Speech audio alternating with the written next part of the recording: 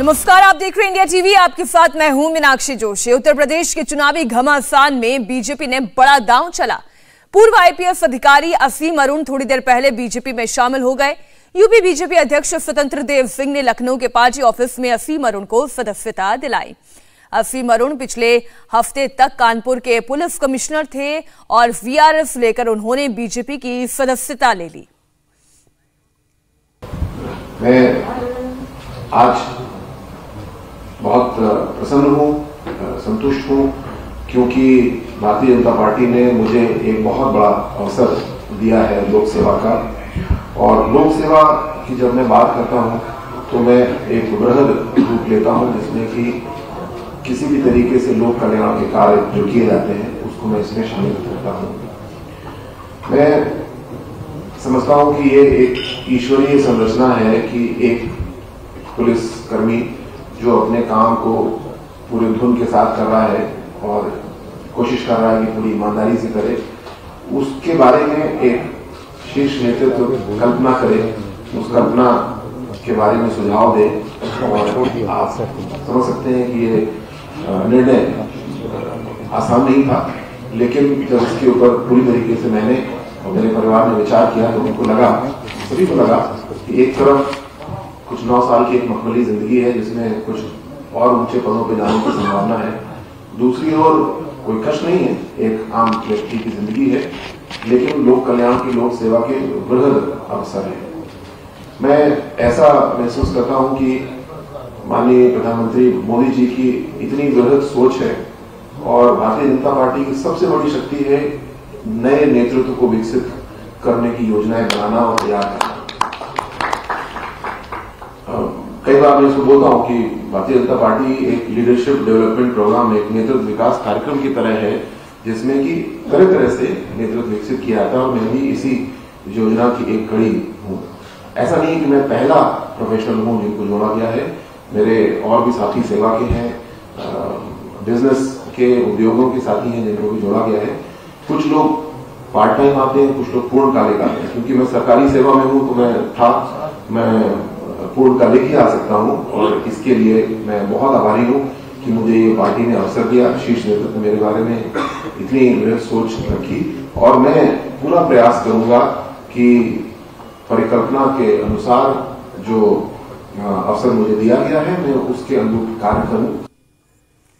असीम अरुण को आपने सुना, अब आपको यूपी बीजेपी अध्यक्ष का बयान भी सुनाते हैं। आखिर क्यों असीम ने उनसे मिलकर बीजेपी ज्वाइन करने की इच्छा जताई।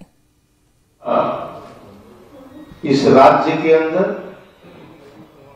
जिस परिवार का सम्मान था और आज उसका पुत्र भी उसी सम्मान के तहत अपने जीवन व्यतीत कर रहा है। एक ईमानदार छवि दलित, शोषित, वंचितों के, पिछड़ों के न्याय के लिए, उनके सम्मान के लिए, उनका शोषण न हो, उनके ऊपर किसी प्रकार का अत्याचार न हो, ऐसे असीम अरुण जी के परिवार के पिताजी भी डीजीपी रहते हुए भी अपना जीवन व्यतीत किया और दलित, शोषित, वंचितों के लिए, सम्मान के लिए रचनात्मक के माध्यम से और पुलिस में रहते हुए किसी प्रकार गुंडे किसी प्रकार का शोषण न करें, इसके लिए संघर्ष करते और न्याय करते हैं। आज उसी रास्ते पर असीम अरुण जी भी यहां तक वो पहुंचे। क्या उनके मन में आया, क्या सोचे और क्यों भारतीय जनता पार्टी राजनीतिक दल में एक ईमानदार अधिकारी क्यों चयन किया। जब मेरी वार्ता हुई असीम अरुण जी से तो उन्होंने कहा कि स्वतंत्र जी, हिंदुस्तान के अंदर मात्र एक दल ऐसा है जो राजनीति है लेकिन नेतागिरी नहीं करता है। समाज के गरीब तबकों को और पंक्ति के अंतिम व्यक्ति को, दलित को सम्मान के लिए मैं देश के गौरव अटल बिहारी वाजपेयी को भी देखा नजदीक से और मैं आदरणीय नरेंद्र मोदी जी को भी नजदीक से देखता हूं कि एक चाय बेचने वाला गरीब परिवार में जन्म लेने वाला, पहले कैसे कांग्रेस के शासन 1 रुपया चलता था तो गरीब के पास 5 रुपया 15 रुपया पहुंचता था, 15 रुपया 100 रुपया चलता था तो 15 रुपया पहुंचता था, 1 रुपया चलता था तो 15 पैसे पहुंचते थे।